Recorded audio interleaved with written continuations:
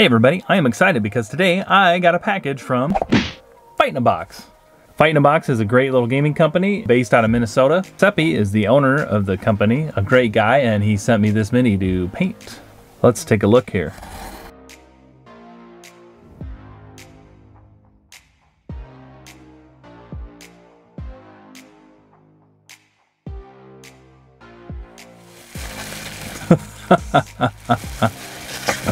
Okay, this is awesome. This is a Kaiser Cucumber from one of his games. Very good detail. Really good detail, and it's all in one piece. Ha! No major mold lines that I can see. Wow, I am very curious where he got this done at. I am impressed. Wow. Really sharp detail. Excited to get this guy going. And now I have this guy primed. What I did was a zenithal priming, so I primed him black and then sprayed white on top of him. I pretty much do this with all of my models anymore.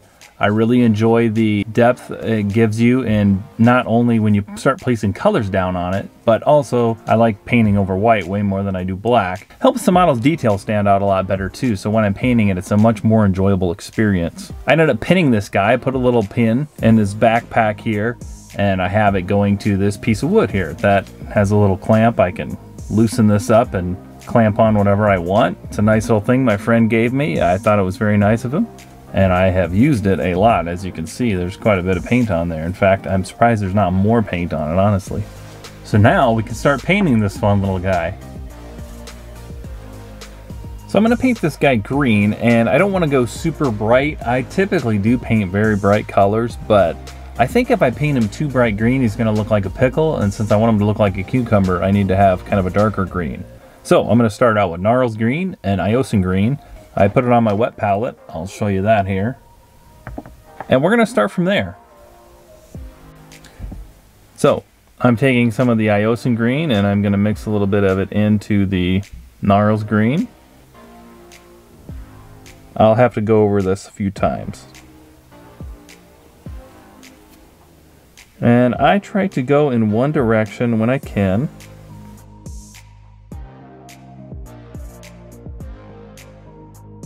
As you can see, that black is showing through from that zenithal priming, so that's giving me a little bit of a shade already.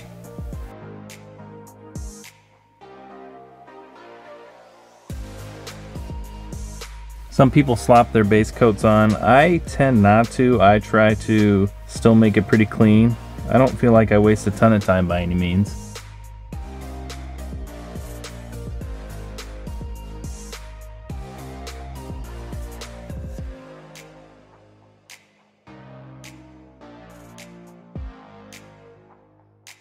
Again, not a thick coat. I am doing a thin coat. And it's all personal preference, but I just really prefer the thin coats because you're not going to cover up detail and you can really work off of it as well. Okay, so we have the base coat down, one layer, and as you can see, there's some splotches. So what I'm going to do is work on it again.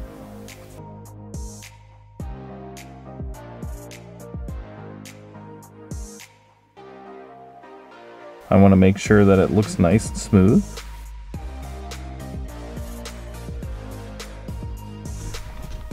Hey everybody, just wanted to make a really quick note here that I do know I have some focusing issues in this video, but I guarantee you I'll get that ironed out in the near future. I'm not quite used to painting around the camera yet. I'm actually not used to this new camera equipment yet either, but like I said, I think I'll get it all figured out soon. So thanks for checking out the video, thanks for sticking with me, like and subscribe, and let's get back to the video.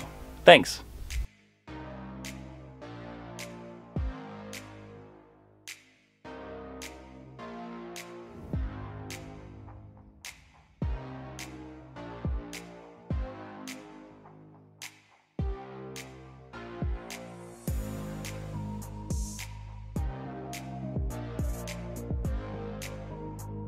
As you can see, going over it again and again with thin layers, it does start to become smooth, which is perfect. And it all depends on what your personal preference is. You don't have to worry about what other people think. You just do you, and if you're enjoying it and you're having fun, that's all that matters. We're gonna go back again and put another layer on. So let's do it. I am just using those same colors, a little bit of a mix of P3's Iosin green and Gnarls green. Gnarls green's the darker one.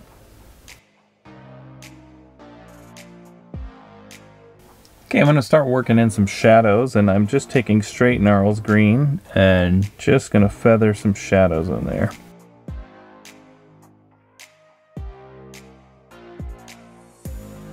I'm using two brushes for this, so what I'm doing is I'm putting in some shadow and then I'm going to fan it out. I am just placing my shadow color. And then I'm going to take a second brush and I'm going to fan it out to try to get a little bit of a smooth blend there.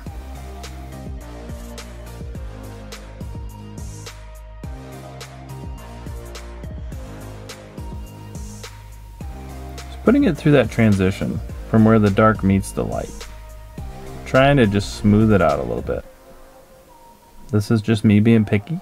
You do not have to do this on your models. I'm just showing you how I do it. And this isn't a formula that I use every time either. I kind of just wing it all the time. I didn't see this before, but there appears to be flash right here and right here. So I'm going to take my X-Acto knife and I'm going to cut those out. So now I'm going to work on the leather. I actually like to paint everything first with base coats and then maybe some shading before I do any of the last details and highlights.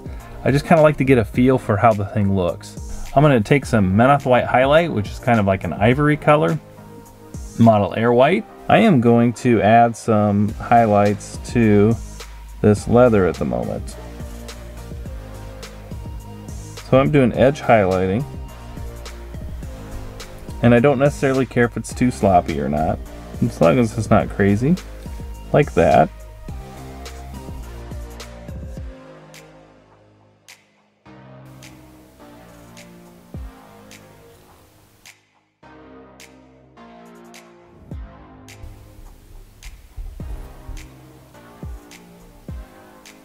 I got out one of my nice brushes that has a nice fine point. Kind of want to do some thin scratches.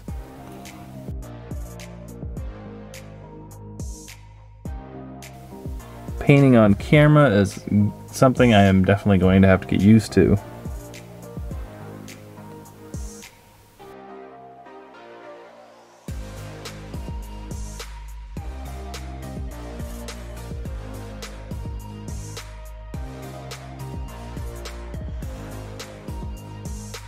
Next, I'm going to use some Umbral Umber by P3. I'm just going to kind of put a few little splotches on the leather. I'm dabbing some of these spots just so they don't come out as super sharp. Just want worn looks to them.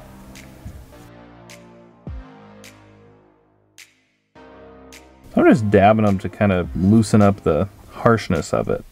And we're going to see how this works out. Might not even turn out that great. We're going to find out though. My favorite things to paint are junky things. I have a Nurgle army that I just started not too long ago. I have completely fallen in love with the looks of those models.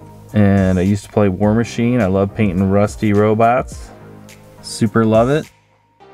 Now we're going to take this magical contrast paint by Citadel for Games Workshop called Snakebite Leather. We are just going to kind of glaze the leather straps and see how they look. It applies super well, and I am just using it as a glaze. I am not putting it on thick.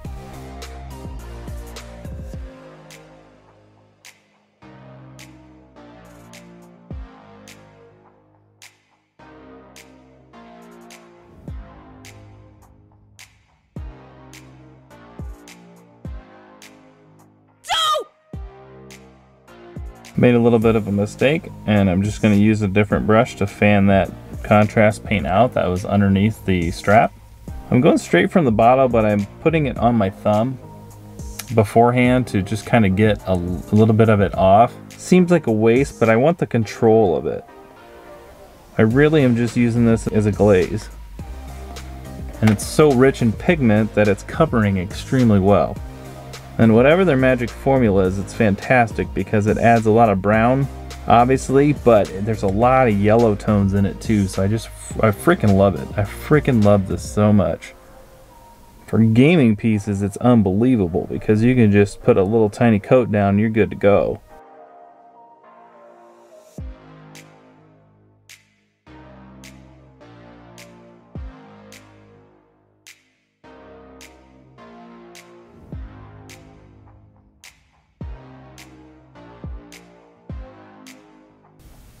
Hey, just want to go over my brushes real quick. There is no wrong brush or right brush to use. It's just whatever works for you. And for me, I just use a variety of brushes.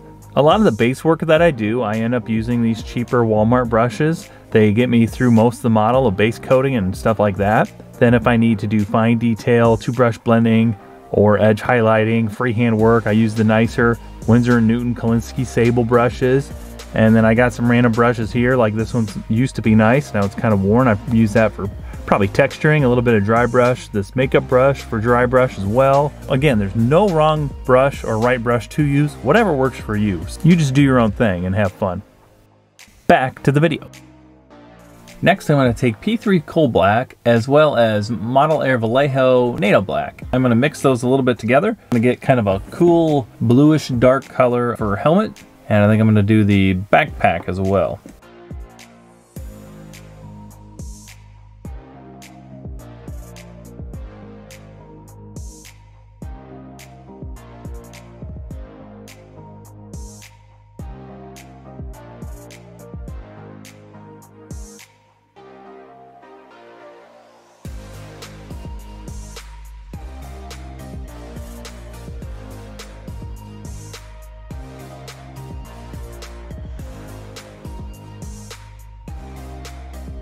So we have a lot of metal in this area. So in order to get contrast, one of the things you can do, instead of painting like all of it silver and then a couple gold parts, is you can choose a few spots to just have a very different hue of metal color. But also I'm going to paint this part the same as this helmet to tie in some of that same color.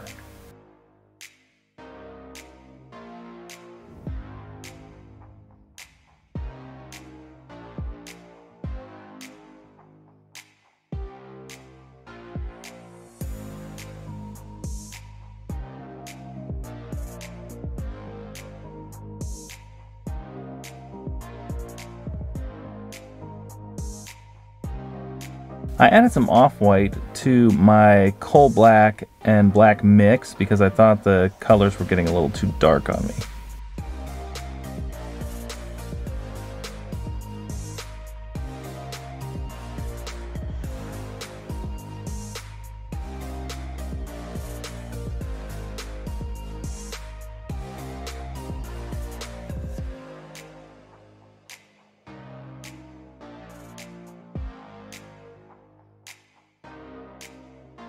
What I'm going to do is go over my gold parts with a base coat of Umbral Umber.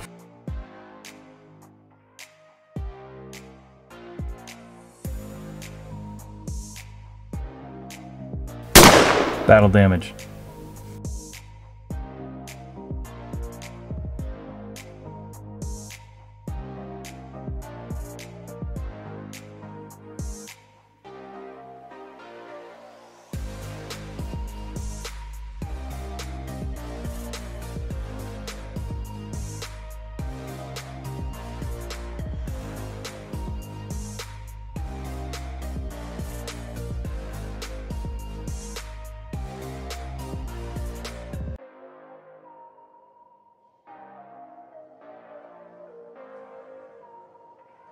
Now I'm going to base coat all the areas that I want to paint silver black.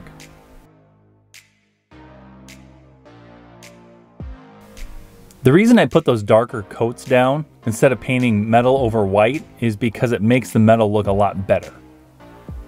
If you paint metal parts over white, there's almost just kind of a weird pasty look to it. So does it take time to zenithal in the white primer and then have to go back and paint the metal parts black? Yeah, but I'm okay with that.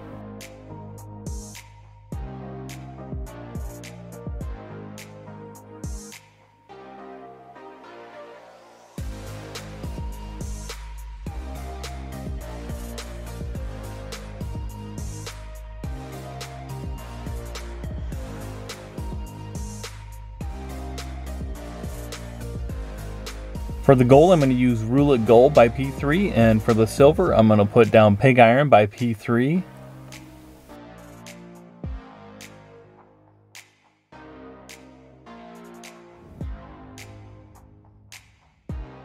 Here I am just applying the metal paint. These are considered true metallic paints because they have little metal flakes inside the paint. When someone refers to non-metallic paint jobs, they mean painting without using paint with little metallic flakes in it.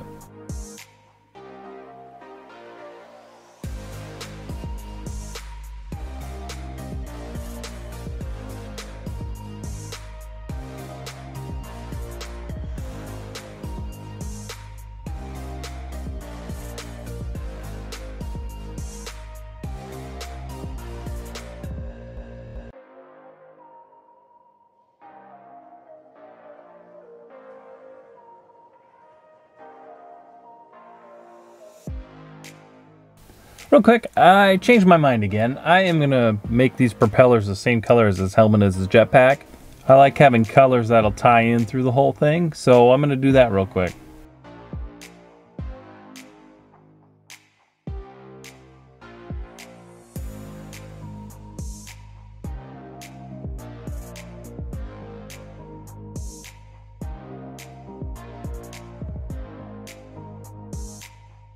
Now I'm going to use some Nolan oil from Games Workshop. I'm going to put this all over the metals, the silver and the gold.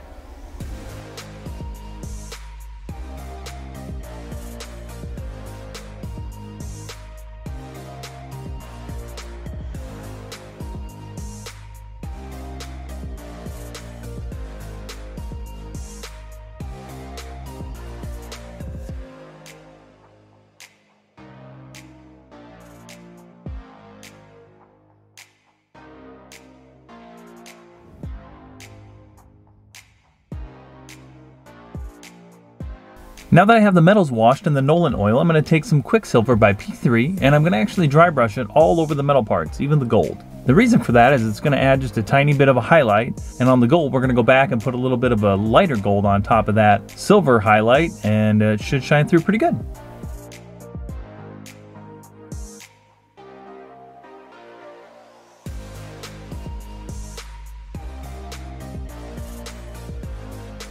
Now I'm just brushing the metal with the highlight color. I'm trying to get the edges a little bit lighter than the rest of it to make it shine a little bit, to make it stand out.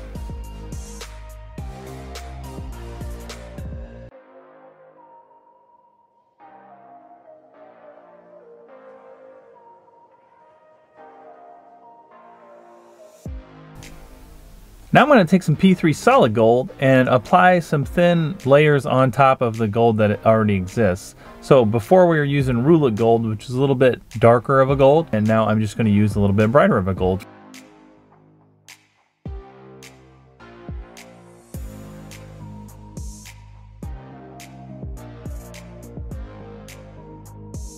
Not going too thick, but just stippling on the lighter gold.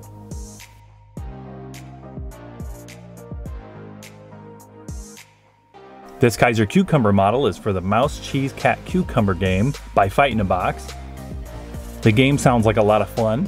It is a quick asymmetric tile placement hidden rolls game that has pretty much everything that I like. So a quick summary on it is, on your turn, you pick a room from the conveyor belt to add to the maze. Your placement may cause other rooms to rotate and force characters to move out, which is fantastic. I love that stuff. It is always so fun when you get a group of people together that can sit there and manipulate the board and kind of mess with each other. Oh man, love it. And the goal is to outwit your opponents and build a path to victory.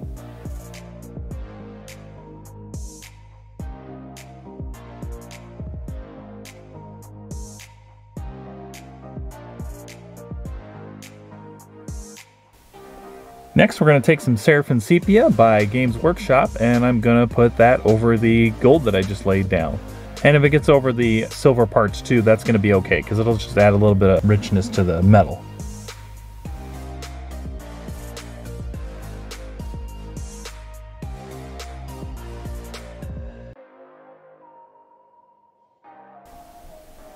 While I wait for that sepia wash to dry on the gold, I'm going to go ahead and paint this lever on the side of his jetpack. I'm going to paint that using Codor Red base and Sanguine base from P3.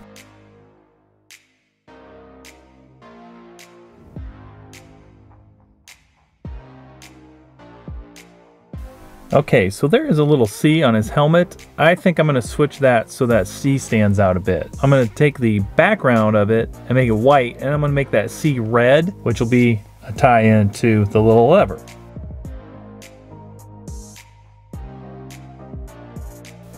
I'm gonna also brighten up his goggles a little bit. They've kind of gotten muted over time as I've been painting, so we're just gonna dab on some white onto the goggles.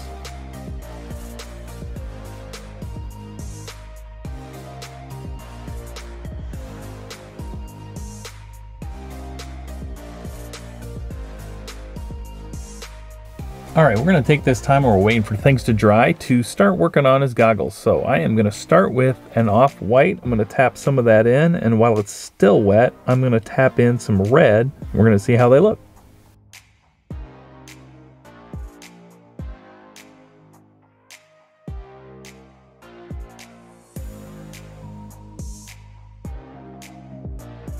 I'm gonna grab some more of the off-white, and we're gonna keep tapping it in and try to build up a little bit of a light effect in his eyes.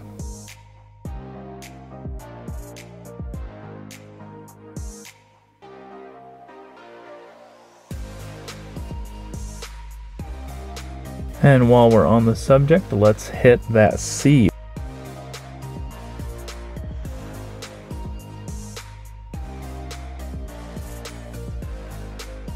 Now I'm going to take an orange ink called Blazing Orange, and I'm going to water it down a lot, and I'm going to just glaze in a little bit of orange on those goggles to see if it makes them a little more vibrant. Oh, and evil, of course. He's got to be evil. It's Kaiser Cucumber. I mean, come on.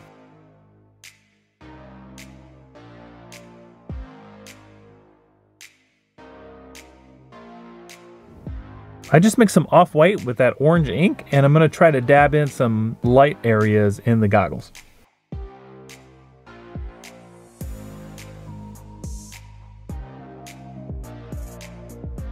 Just gonna kind of keep working at it until I'm happy with what I got.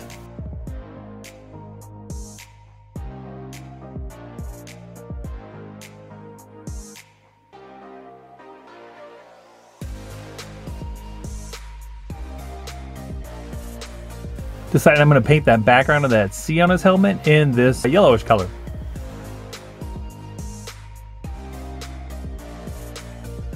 So we have all the base colors down. I like the way he's looking. Now it's time to do cleanup and focus on shading. So I'm gonna start going into every little spot and put shade, more shade, more shade, more shade, and we're gonna see how things go.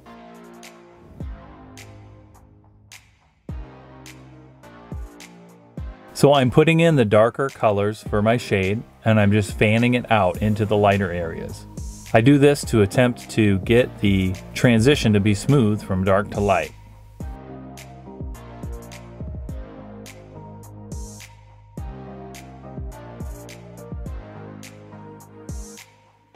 I'm just gonna keep working at it until I'm happy with it. Shading can be a lot of fun for me. I like to just place it and move it around, place it, move it around.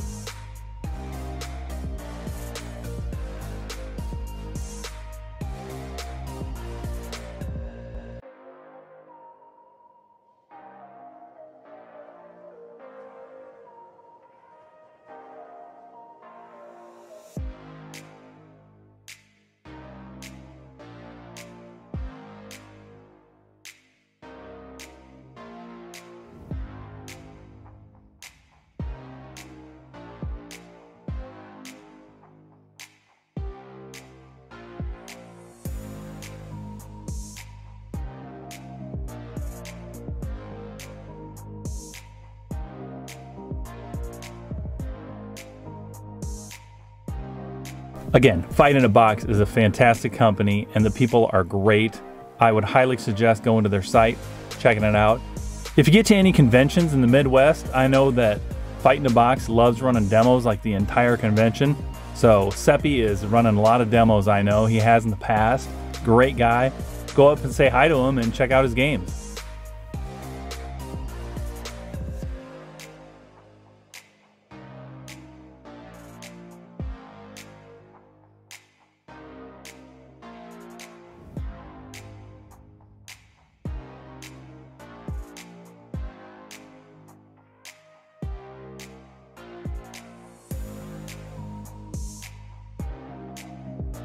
Gonna add some more shade into the cucumber himself, make it a little bit darker. Just add a black to my previous mixture. Again, I'm jamming in shade, and then I'm gonna feather it out. I'm gonna start outside, go in, and feather it out. And I'm using a totally different brush when I do this feathering. And you gotta be quick. I'm seeing a little coffee stains here and there, and that's because I'm going too slow. But we can correct all those.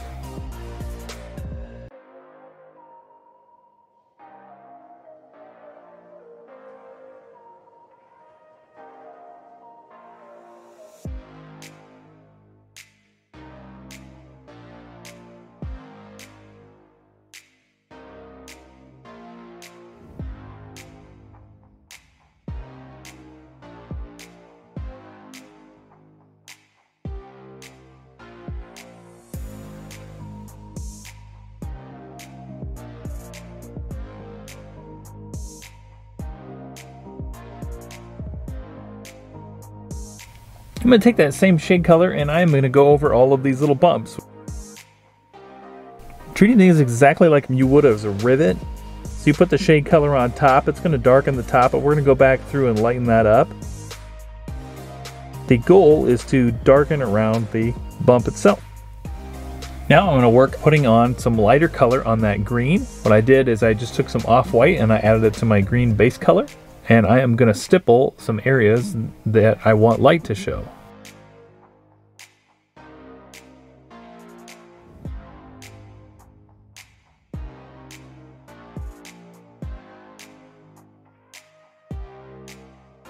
Time to highlight the cucumber bumps. I'm going to go in with that same color and I'm just going to dab on the top of the bumps.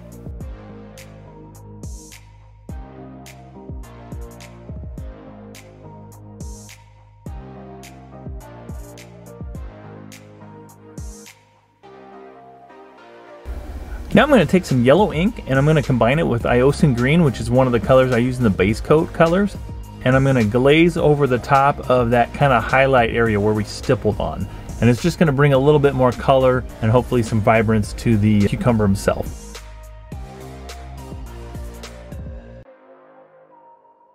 It's just tinting that minty color with some of this lighter, more vibrant green.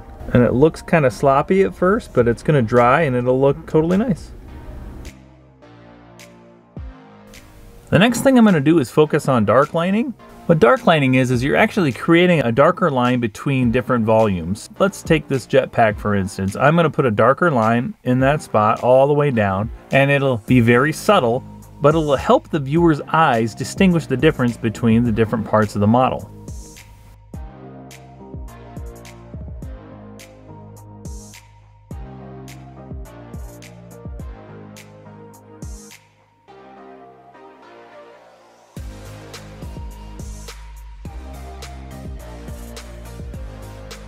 To give it a more natural look, you can use a really dark shade color. You can also just use black if you want, but that'll give it a little bit more of a cartoony or comic book look.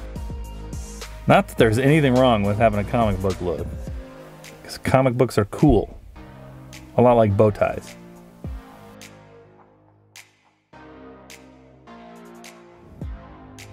Dark lining can really make your model pop. It's just one of those things though that takes a while. It's kind of tedious. You just do how much you want to do, but I do guarantee if you want your miniatures to kind of look just a little bit better to get to that next level, and you're not dark lining, do dark lining and you might be super surprised. That helped me out a ton when I learned about this.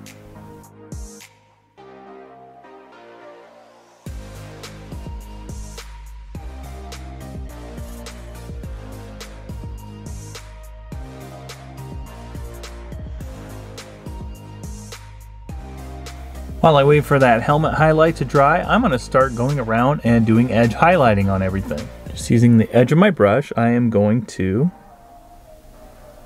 highlight areas.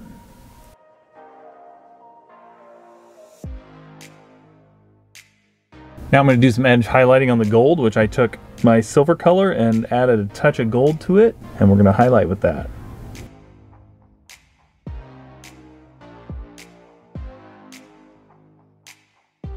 keep in mind when you edge highlight, the highlight color does have to be quite a bit brighter, because if it's around the same color, it's not going to really pop. And if you edge highlight before you have the shade color down, it won't really pop as much either. I tend to paint base colors, shade, then highlighting, then edge highlighting.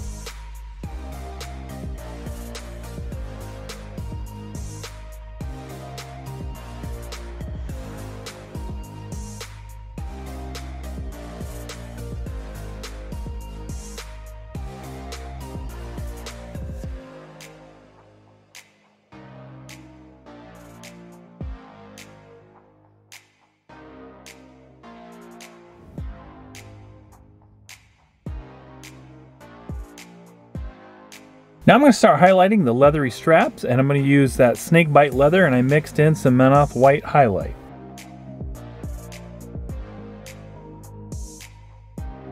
Remember, the goal to mini painting is to have fun. Have a good time, chill out, get some rest and relaxation, get your creative juices going. What I like to do is turn on music or a podcast, something that I can listen to. I don't want anything with a lot of visuals because I'll have a hard time paying attention to my painting. Another thing I kind of like to do is to put on like a movie that I've seen a ton of times, so I could just turn that on. I don't really have to look up. I kind of know what's going on just by listening to it.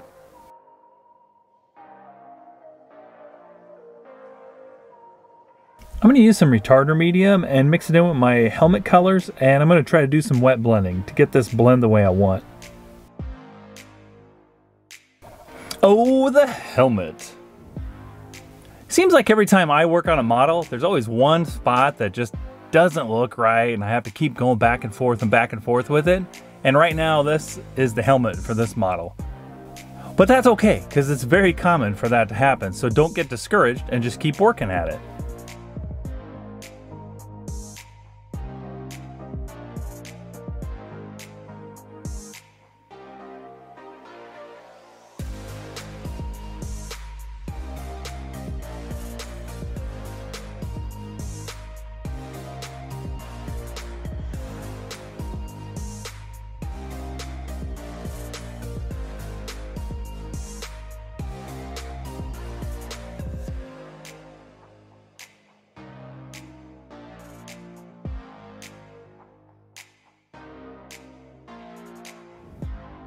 Forgot to put my apron on.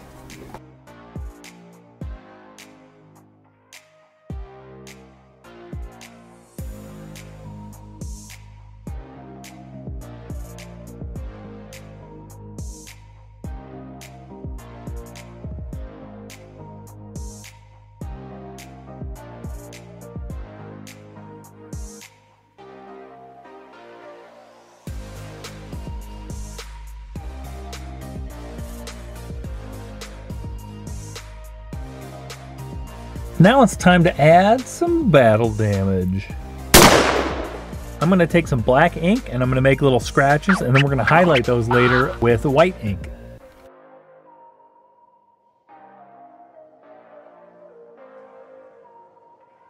The reason I use ink for this is because it's highly pigmented and it flows really well, so it's a lot easier to use than acrylic. There's a bit of a pit here, so we're going to actually just fill that pit in.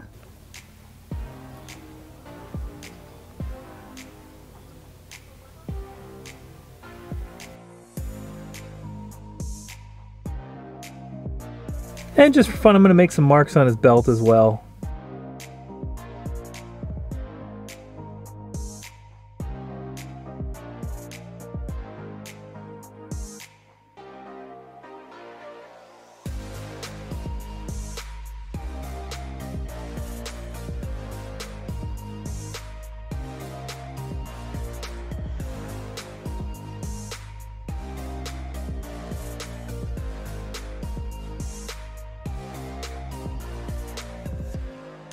Now I'm going to take some Bloodstone and Blood Tracker Brown from P3, and I'm going to add just a little bit of rust to the metal parts. I'm just going to jam in some color and we'll call it a day.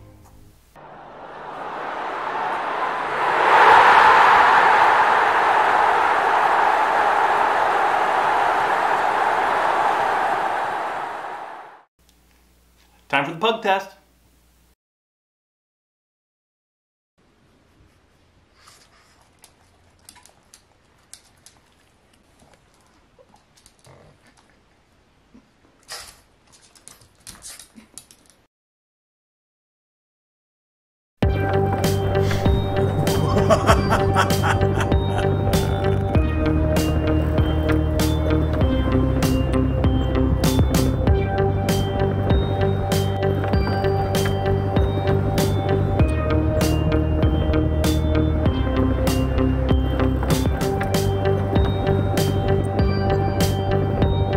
So let's talk about some of the things I've learned during this process. One thing that stood out to me right away is that there are freelance artists out there that can not only sculpt, but also 3D print super amazing models.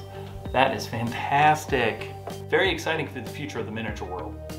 Another thing I learned too is that there's a little bit of pressure when you take on a job like this. In the future, if you do take on a job for a gaming company, you might feel the pressure a little bit, but hey, just do your thing.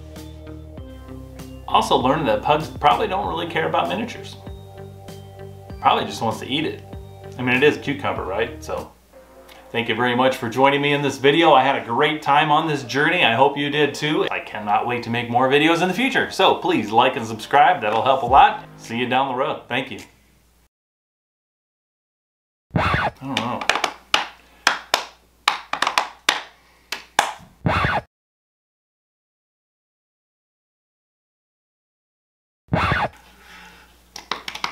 Oh, that hurt. Oh, that hurt. Just had nasal surgery. Not a good idea to tap your nose. But it's all new equipment, and I think I'll get it all figured out down the road. In the not too distant future, blah, blah, blah, blah.